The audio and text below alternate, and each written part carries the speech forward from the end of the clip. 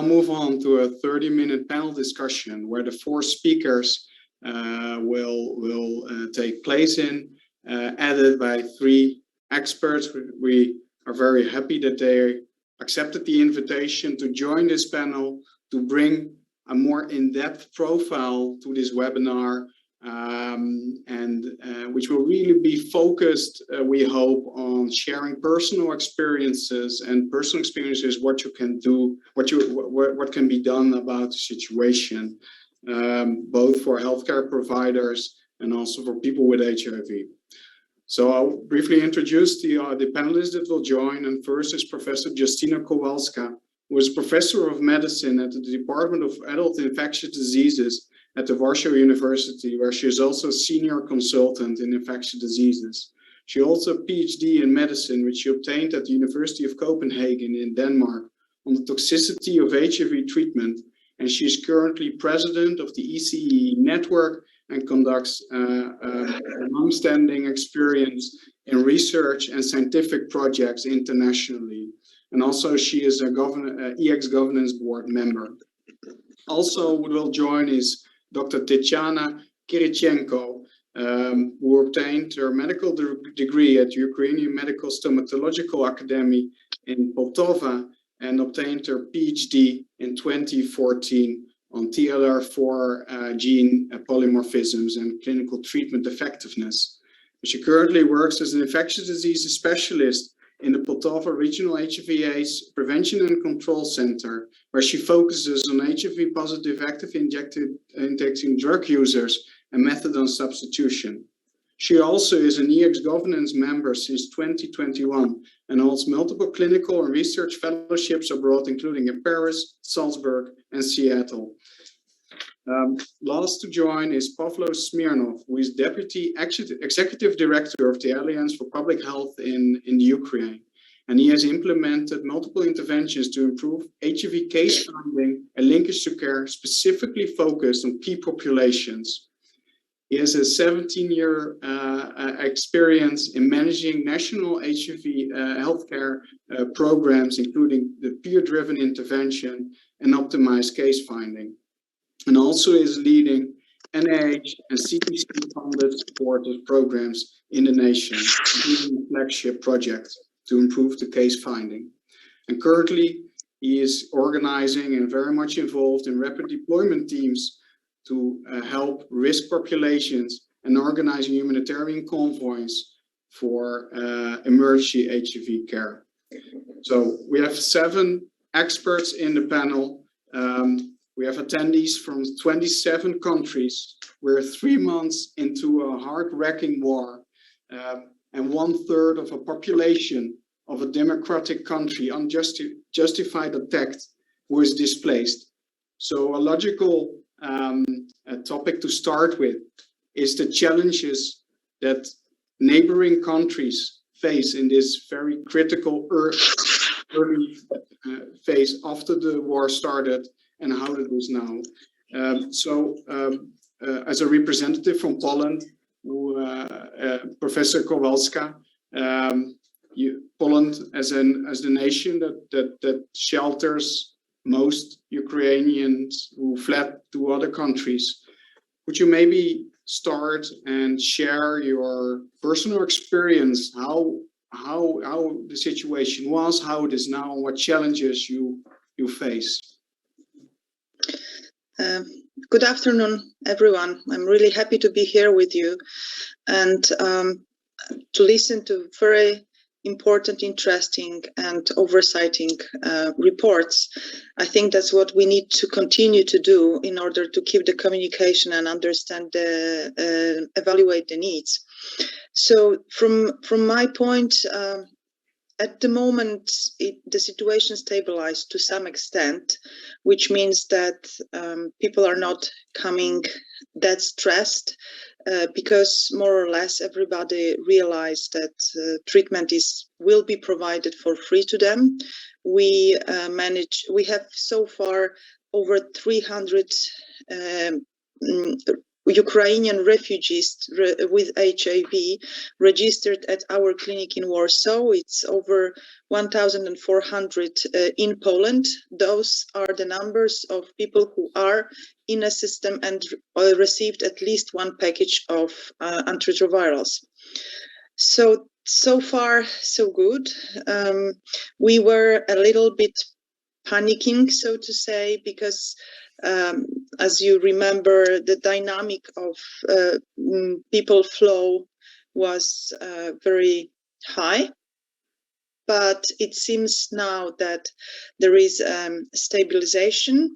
It doesn't mean that we are not seeing new patients coming. They are coming, mostly because their supplies that they have with them dropped. But as I said, they are a little bit more relaxed, and it's not that difficult to work with them because we speak to some extent some common words, and we have a translator in a clinic now. But what I also wanted to highlight is the problem that we're facing is patient in motion. It's probably something that we've never faced before, because this migration is going both ways. So as Andrei already mentioned, delivering care to people who are mobilized is challenging, mainly because we are not sure what would be the best standard and what would work most.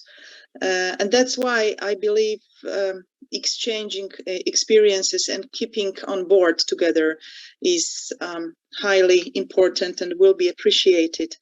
Also wanted to mention, especially that we have Sergei Antoniak and Anna Koval on board here. I'm sure many more people listening and watching to us. Just to mention how important it is to collaborate with administration representatives, and that Ministry of Health, together with Sergei and Svetlana Antoniak, who are active doctors working in one of the biggest clinics in Kiev, they have supported us with providing necessary information for the patients. I would like very much to thank Larissa Hetman and a person that is I'm now communicating every day, which is Olena Samsonova, who is sending me, as I said, every day information about 2, 3 or more patients, their details of whatever is registered in a database. So it is extremely hopeful for me to see that the data that has been collected, these data are working for patients' benefits now. The question that remains is how to approach people who are coming back. And this is when maybe we could start the discussion, because I don't know, but as I said, we have over 1,000 people already here. So some of them already moving back, some moving forward. But for those moving back, probably it would be extremely helpful to be able to provide them with a list of centers that are working, because what they are afraid is that they will not be able to get to they don't know if the clinic is working. Some of them has contact with the doctor or nurse, and here I would like, following Sergei's warm words, I would like to thank very much those doctors and nurses who they're really responding to patients' phones and emails and on WhatsApp, and they are sending us information file, whatever is necessary to help. This is really something, I would say, unprecedented. So as maybe for the coming discussion, we could talk about how can we organize help for this mobilized population now. Thanks, Justina. I think, touching or going forth on your comment, where you also don't have the answer, neither do I. But of course, we were reading a lot about displaced people who are now actually turning back to Ukraine, and they are looking for care. That's a basic need. So maybe Anna Koval, could you share us? Maybe you would be a key person here as a representative of the Public Health Center from the Ministry of Health to maybe help us out here and shine a light on what plans are there, or if any, on what's happening? Thank you very much again. Thank you, Justina.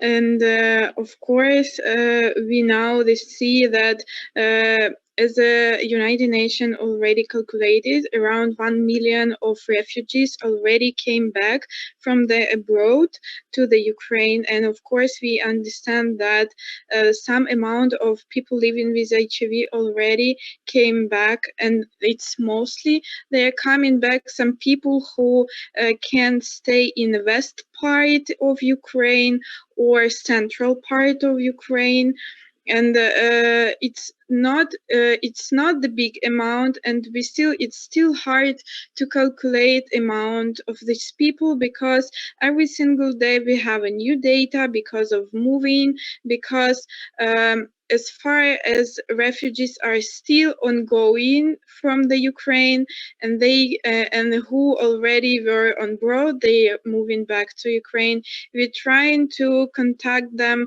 with these people who were living in the west part of Ukraine, on the central part. They're trying to come back to their doctors, to their hospitals, if it's possible to come. So the people who are coming back, they're trying just to come to the doctors and provide the information that they are already back. They are providing the information about the amount of ART.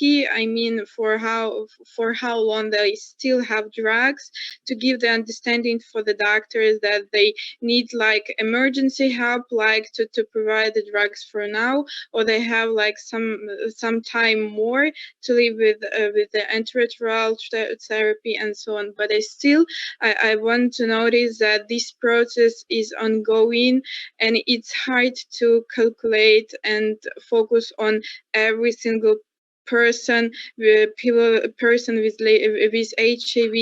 to find and to give to all of them help. But of course, we know that the people from the east part of Ukraine, they're not moving back. They're staying at the same places, because there is unfortunately a lot of medical facilities are damaged, and there is just no place to come back. And of course, as you know, we have a lot of territories under the occupation of Russian military, so they just can't back home. Now, clear that there are multiple challenges that you face at the same time, and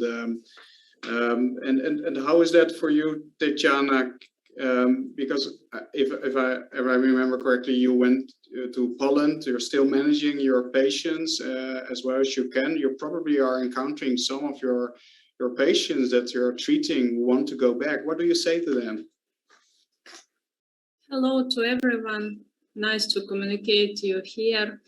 I can continue managing patients thinking by a project with Alliance, because we have project Help 24. So every patient who are still in Ukraine or travel abroad can meet me in this online appointment, and we can discuss where is better to receive antiretroviral therapy and what antiretroviral therapy regimen can be changed, because as we know that we have a different regimen of antiretroviral therapy in Europe and in Ukraine, because here a lot of Gilead, with Healthcare and other brand regimens that we have no access in Ukraine, and for some patients it can be difficult to understand that it is such that they have previously used in Ukraine. So we can help with this, taking into account online consultations. But already I have already moved from Poltava region to Poland, so I can communicate only online. But I want to share with you information about from my colleague from Zaporizhia region that are already under occupation. But my colleague lives in Tokmak. It's under Russian occupied territory, but they have not any problems with antiretroviral supplies. There are enough antiretrovirals in the Zaporizhia region, and patients receive for 3-6 months. But access to supplies are already limited in the areas worst affected by the conflict, as Mariupol, Berdyansk, Gulapole region. And as mentioned my colleague from the Zaporizhia region, they have problems with delivery of blood samples for HIV viral load test and for CD4 cells. So they cannot make any monitoring analysis. And many hospitals have been destroyed by military operation and in Zaporizhia region, of course, and in Zaporizhia, storage, delivery and the distribution of supplies may be disrupted as intensity of conflict spread. So as my colleagues mentioned previously, that we have challenges in the logistics of the antiretroviral therapy in these regions and the communications with Russian people, because they don't want to sometimes to communicate and of course no respect for humanitarian corridors from them. And also in Zaporizhia region, electronic database for HIV monitoring was disconnected because this in occupied territory. Okay. Thank you, Tatiana. May I ask now Pavlo Smirnov about about Alliance of Public Health that are managing lots of mobile clinics, and now you are providing the drugs as well and harm reduction programs and also the medical supplies to all over Ukraine, including occupied territories. Kherson, also you have lots of work done in Kharkiv that was severely damaged by Russians. May you please share your experience? Hello, thank you very much for introduction and opportunity to talk in this webinar. I would say we have a large program in all regions in Ukraine, and we keep communicating with all our partners on the ground.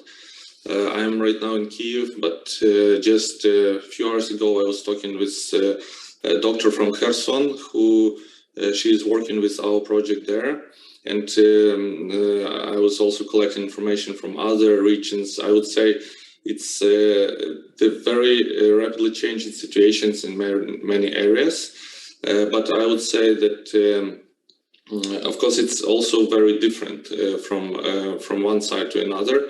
And just to update you, for example, on the Kherson situation, they have the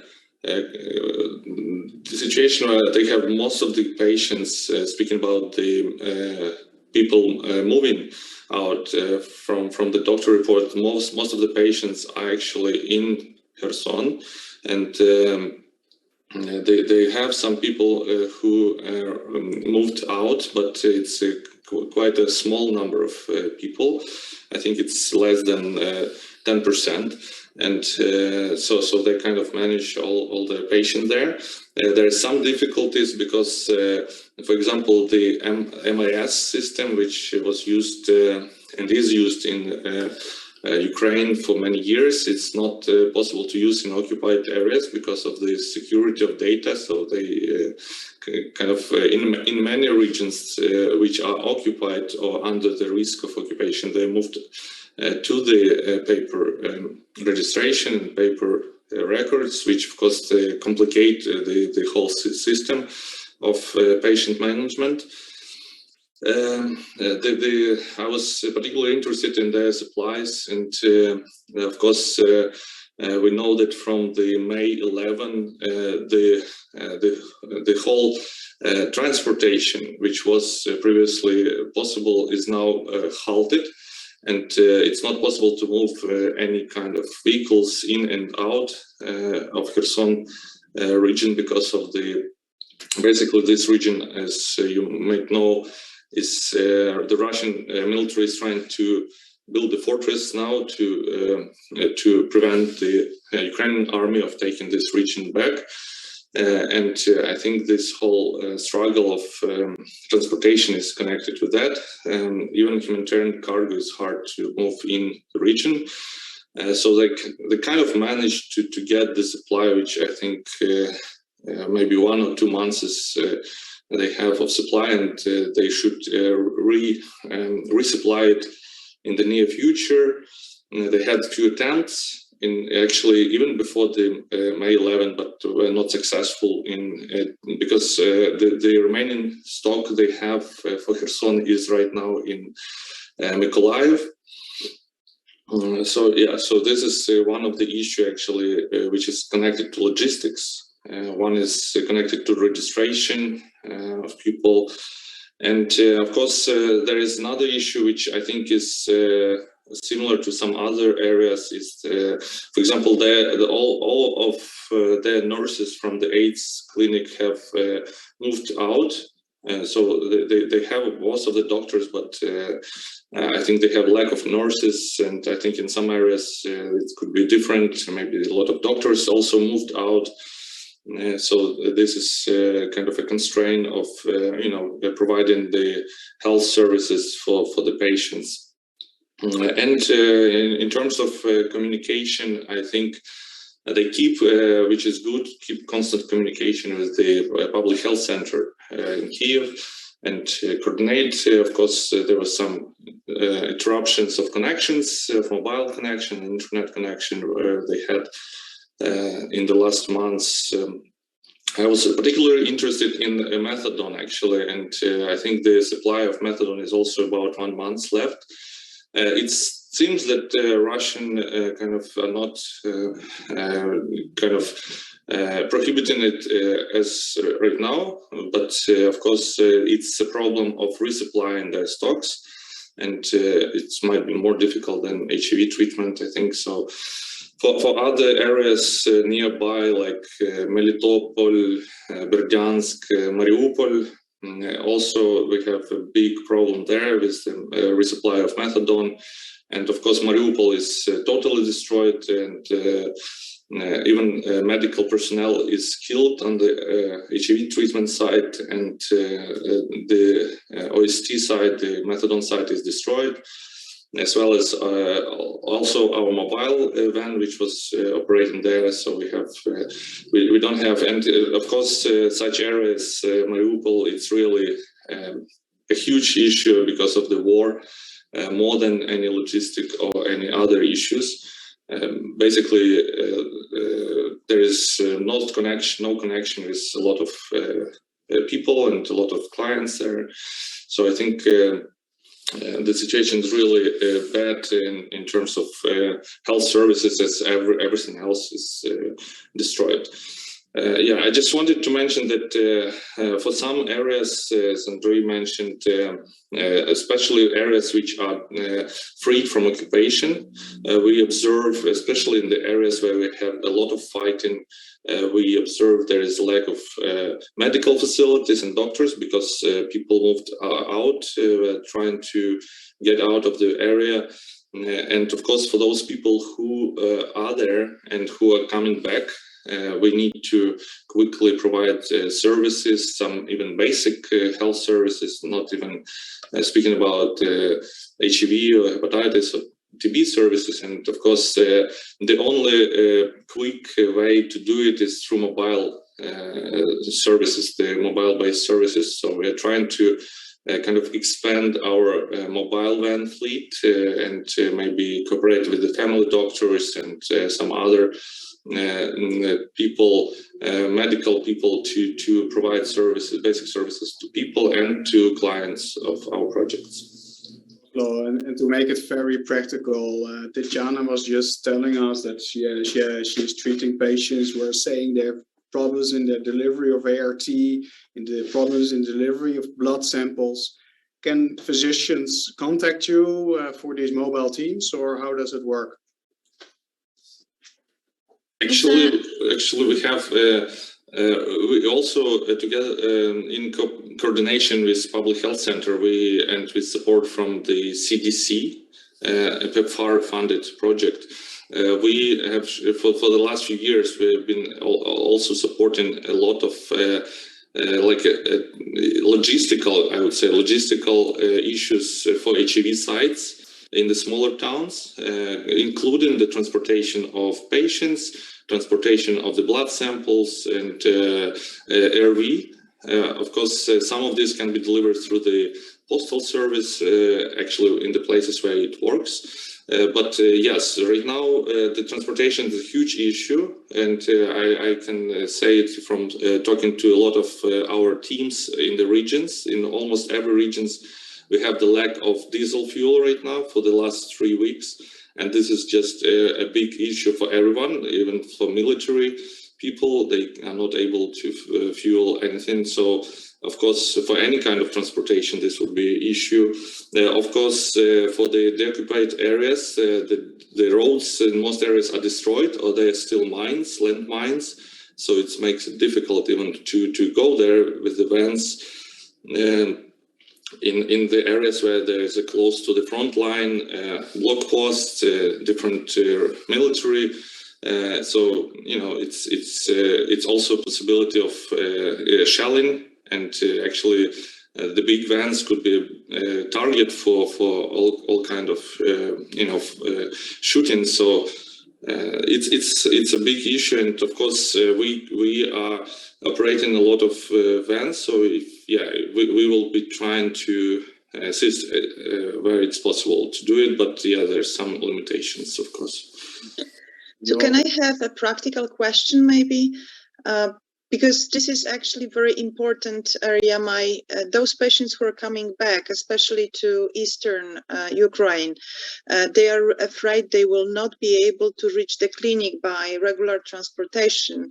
And from what you're saying, it looks that it might be really an issue. So how could I help or assist them? I mean, probably the best way is to provide them with as many antiretrovirals as possible.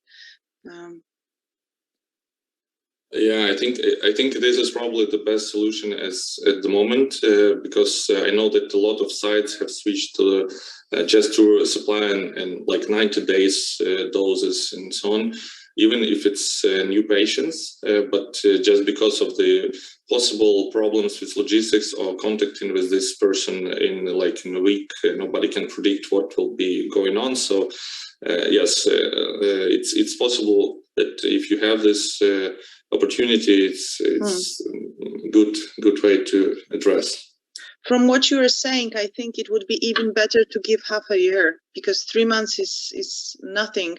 We are expecting to receive the TLD by some mechanism led through WHO, but it's 80 days of discussion, not yet this, but we have some generosity coming from pharma, so we might be able to provide them. But the problem is, because we are not yet having TLD, and because we are almost out of tenofovir emtricitabine, if we want to give them therapy for a longer time, we need to switch them. And I would like to hear some discussion about it, what to do best. So I have this patient coming to Sumy. She has her ticket for the 6th of June. She actually is on she's on dolutegravir lamivudine now, because I had to switch her due to kidney problem. Well. Sergey, you raised your hand. Do you want to respond? Yeah, I had just a quick couple of comments in terms of the 6-month supply. Yeah, we started to do that. As you've seen previously, the numbers are not yet the proper ones, but yeah, we're working on it. In terms of getting to the treatment sites in Eastern Europe, in Eastern Ukraine, sorry, we now worked on the algorithm that a patient can receive treatment in any clinic, any RT site, and it doesn't matter where the patient is registered, where he received his treatment in Ukraine previously. So basically, he can come to any operating RT site and receive 3 months or 6 months supply of IRVs. And in terms of the regimens, that's just touching what Tatiana mentioned. I believe the main approach to providing ART to patients from Ukraine is maintaining their current regimens. Correct me, Justina, if I'm wrong. And Yeah. Once again, what you said? I said that the main approach currently is in Europe is maintaining the current regimen that patient had before. Yeah, for sure this is, if we have them in-house and we can provide them with a shorter supply. But what I mean, if I have a patient coming back and they really want to go back, there is so many people that you can't even talk into staying longer. They have their houses, their animals staying there, they can't, so in these cases, and if I need to give them for a longer time, I need to switch them. And bictegravir is actually the most available option because we got the most generous donation from them. Yes, well, the good thing is that we're still keeping patients within the single class. So basically, 83% of Ukrainian patients are currently on dolutegravir. So, we're still keeping them on NSTIs, which is a pretty good practice, I believe. Yeah, I would agree. I don't see any danger in switching back to the dolutegravir once they are out of bictegravir. Keeping them on integrase inhibitor-based therapy because of the epidemiology of the treatment cascade. And going further on this, it's also worth, I think, to look at an important key population of people who are dependent on harm reduction programs next to their ART. So how to handle that particular population that might also have fled to other countries and might want to go back? Maybe switch to Andre to shed his light on this. We're talking about giving a supply of antiretroviral therapy. Does the same work for opioid substitution therapy to give that as well? Thank you for raising this question. Opioid agonist treatment or opioid substitution therapy is at higher risk of interruption for many reasons. One is there is a shortage of the supplies in the areas already under the conflict. But those who are returning or IDPs or migrants, they can take maximum supplies for 1 month, and even not everywhere. Another thing is that in real life, there are larger group of these patients because thousands were patients not in the governmental program, but in the private drug treatment clinics. And those suffered the most. And I am very grateful for the doctors here also in Lviv, where I am. There were great examples of receiving prescription during 1 day. Just 1 day with all these difficulties. So it's really amazing work, great work of medical professionals and doctors here. Well, in terms of moving, of course, it's easier to get medicines in Poland or Germany or Czech Republic. But sometimes when people coming back, there are more challenges for them because they need to obtain all this prescription with this stamp, a special stamp, etc. So absolutely, yeah, challenges are here. And Anton Basenko, you raised your hand, I believe. Do you want to respond to this? Yeah, just to be in line with the discussion between Dr. Kowalska and Sergei Antoniak, because just recently, just this morning, I helped with the support of Sergei and his referral, I helped a pair of people from Kharkiv, the refugees, with the ARV access here in Belgium, in Brugge. city. But again, they are on DTG, and I help them with so they finally received Bictegravir. But my question, I understand that it's a one family of ARVs, and it's in this sense it's not a problem. But in terms of resistance, is there any risks if they like switching then and then back when they are returning to Ukraine? Is there a matter of resistance as well? Very valid question. I invite one of the HIV treating physicians at the panel to respond. Maybe Professor Kowalska. Well, of course, we don't have an evidence-based support for that because trials were not ready for such situations. But the general rule is that if you switch a patient who is fully suppressed, there is no risk for resistance whatsoever. So that's the first rule. And the second rule, I would definitely say, looking at the pharmacokinetics of both drugs and into their potency, there is no risk. So as long as we stay within the same group and the best in a group antiretrovirals, it's okay. Thank you. So in general, We have a question from Katerina in chat, I say, about Dovato. And it's a very good point for Ukrainian public health service and who planned the drugs, because it's very good combination, lamivudine and dolutegravir, and we really have no access in Ukraine and in Poltava region. We applied in a lot of time for this position, but what's problem to buy lamivudine? I don't know. So it's have to make this available in future for Ukrainian patients. Tatiana, do you know anything about archived or transmitted N184 inverse transcriptase? Is it an issue in Ukraine or? In Ukraine, we have limited access to test for antiretroviral therapy drug resistance, so we have no access to integrase inhibitor test and resistance profiles. So we have no any information in this. Yeah. And of course, if I could jump in and say that we know from samples that have been performed, and there are some data on it, that the transmitted resistance is quite high.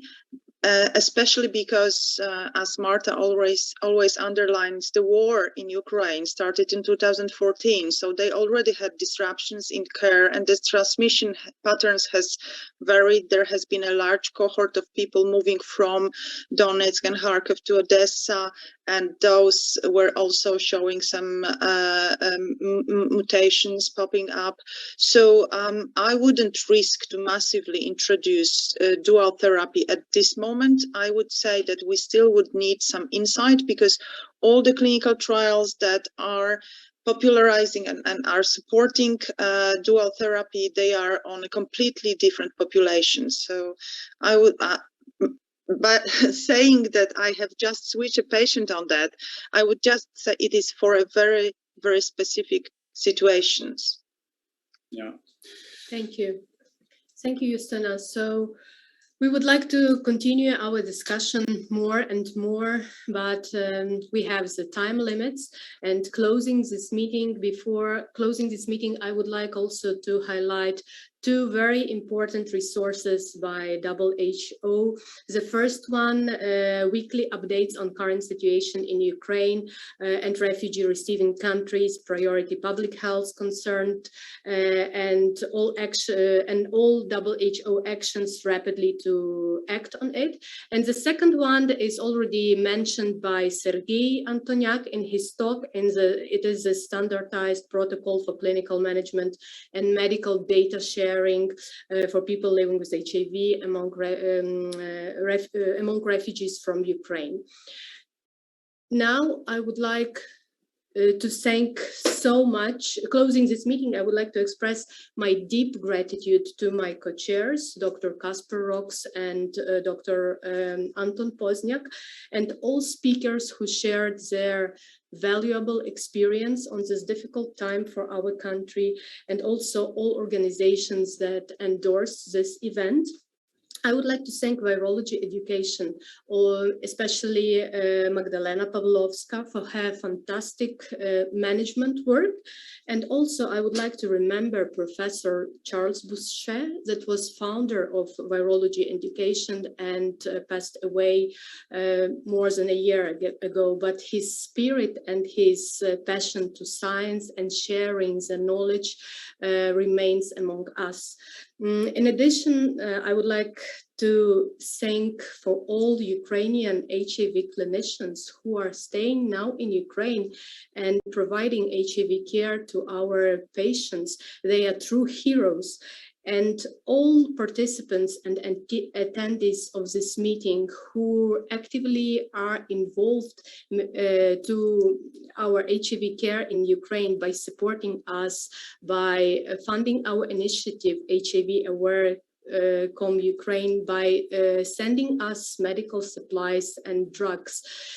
Everyone's inputs is extremely important, and we are deeply grateful to each of you who were dedicated and were involved to our initiative.